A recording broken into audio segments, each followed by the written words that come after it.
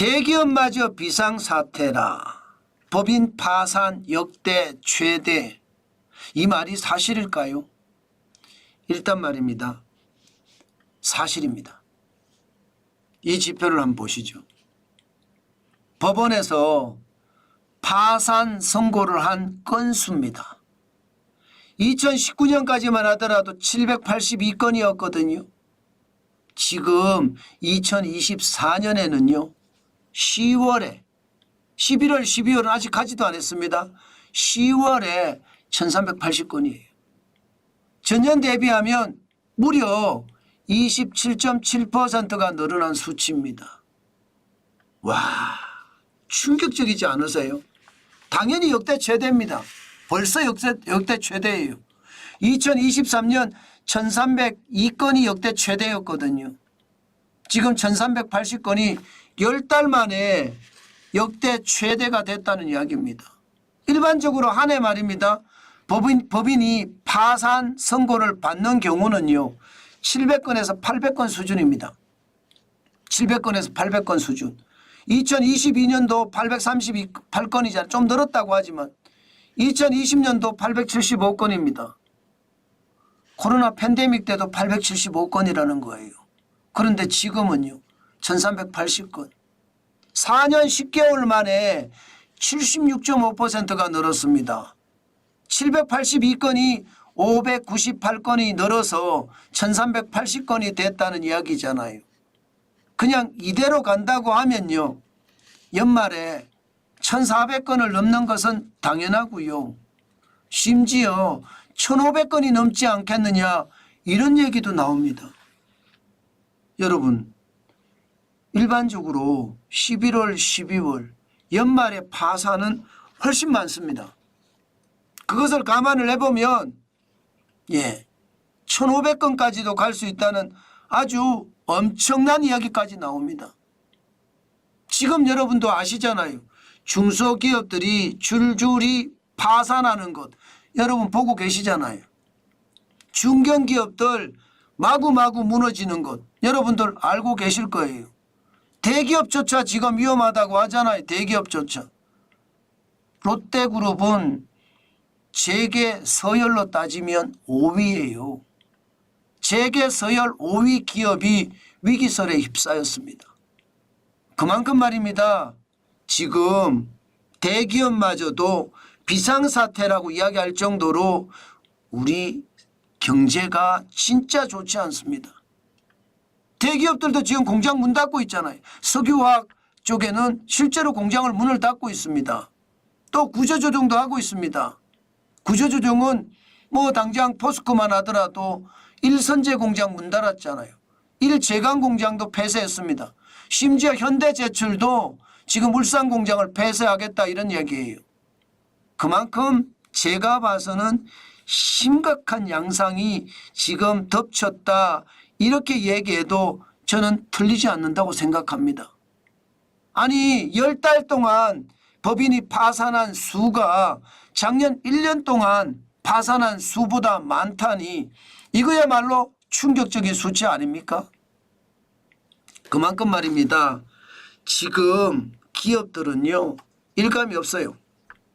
인건비는 급등했고요. 고금리까지 덮쳤습니다. 여기에 고환율까지. 기업들은 옴짝달싹 못하고 그냥 폭삭 주저앉을 수밖에 없는 최악의 상황이 됐다는 뜻입니다. 이대로면 줄폐업이요? 아니에요. 무더기 폐업이 현실화될 가능성 굉장히 높아졌습니다. 그만큼 지표 자체가 굉장히 나빠졌다는 뜻이에요. 지표가 나올 때마다 충격적인 지표가 많이 나오는데 지금 나오는 지표들은 그만큼 최악을 그리고 있다 이런 뜻입니다. 그럼 어디가 많이 망했느냐? 여러분 도소매업이 제일 많이 망했어요. 롯데그룹이 위기설에 휩싸인 것도 바로 이런 이유잖아요.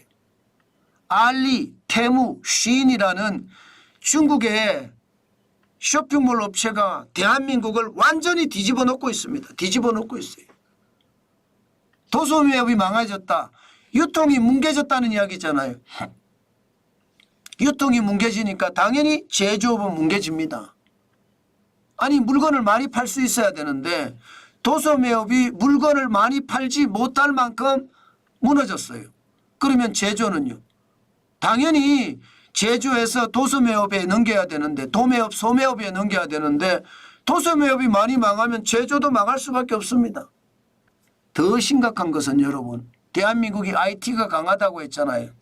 그런데 IT도 여러분 보시다시피 정보통신업이 11.5%나 됩니다. 엄청나잖아요. 도소매업이 39.6%로 가장 높지만 제조업이 22.2%로 두 번째지만 정보통신업도 지금 많이 망가지고 있다는 뜻입니다. 예상했던 것보다 건설업은 9.5%로 좀 적은 수준이에요. 지금 정보통신업이 진짜 망가지고 과학기술 서비스업도 6.7% 수준으로 망가지고 있다는 거예요. 저는 여러분 이것은요 대한민국이 지금 총체적으로 위기를 맞았다 이렇게 얘기해도 여러분 틀리지 않는 수치입니다. 야 진짜 충격적인 수치 아니에요. 저는 여러분 정부가 굉장히 적극적으로 나서야 된다고 생각해요. 소비자들의 살 권리를 보장해달라 이렇게 이야기하면서 중국의 알리나 테무나 쉬인이 그냥 대한민국에서 활기치게 저는 방치한다고 생각하거든요. 이게 말입니다. 우리 기업의 근간을 다 무너뜨리는 거예요. 기업의 근간을. 유통을 장악해야 시장을 장악할 수 있거든요. 지금 알리 테무 쉬인이 대한민국의 유통을 점점 장악해가고 있습니다. 이러니 롯데그룹마저도 위기에 빠졌다 이런 말이 나오는 거죠. 여기에다가 대한민국의 자랑인 정보통신업이나 과학기술 서비스업이나 여기서도 지금 최악의 사태를 벌이고 있으니 심각하다 못해 충격적이다 이런 얘기 저는 틀리지 않는다고 생각을 합니다. 그만큼 대한민국의 상황 진짜 어려워지고 있다. 지표로 봐도 어려워지고 있다. 이렇게 이야기할 수 있습니다. 여러분 보세요. 지금 파산하는 기업들을 보면 중국 때문에 파산하는 기업들이 사실 넘치납니다. 분야도 이게 제조업에서는요. 분야도 상관없습니다. DLT라는 기업 여러분 보시다시피 2019년부터 5년 연속 영업 손실을 냈습니다. LCD TV 업체입니다. 망했습니다. 이거 한때 말입니다. DLT 같은 기업들은요. 매출액이 진짜 어마어마했습니다. 연 매출로 봐서 1,000억까지 넘어서 1,000억. 1,000억까지 넘어갔던 그런 기업이 그냥 뭉개진 겁니다. 우성테크도 마찬가지입니다. 금형 사출 전문 기업입니다. 당연히 인건비 때문에 무너지고요. 중국의 성장 때문에 결국은 파산 절차를 밟고 있는 겁니다. TIEL도 마찬가지예요. 반도체 제조 장비 업체잖아요. 한때는 170억 원의 매출까지 올라갔지만 범용 반도체가 중국이 시장을 장악하면서 파산할 수밖에 없어요. 소비재 업체, 그죠? 이게 생산자 업체, 그리고 첨단 업체 다 망한다는 이야기잖아요. 이러니 말입니다. 대한민국의 상황이 진짜 심각해진다는 이야기가 틀리는 말이 전혀 아니죠. 반도체 분야도 배터리 분야도 이제 녹록지 않다는 겁니다. 이제 우리는 최첨단으로 간다고 하니까 최첨단만 살아남을 수 있다 이렇게까지 이야기할 수가 있습니다. 그러나 여러분 최첨단도 지금 중국의 기술력이 엄청나게 빨리 따라오기 때문에 쉽지 않아요. 지금 말입니다.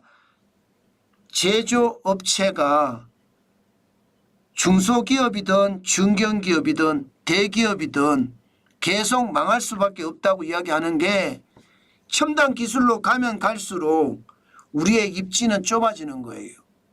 게다가 이게 첨단 기술을 가지지 않는 기업들 있잖아요. 자영업자도 있을 수 있고요. 중소기업도 있을 수 있고 중견기업들도 있을 수 있습니다. 그게 대기업도 있을 수 있고요. 그런 기업들은 그냥 망하는 거예요. 지금 여러분 이거 한번 보세요.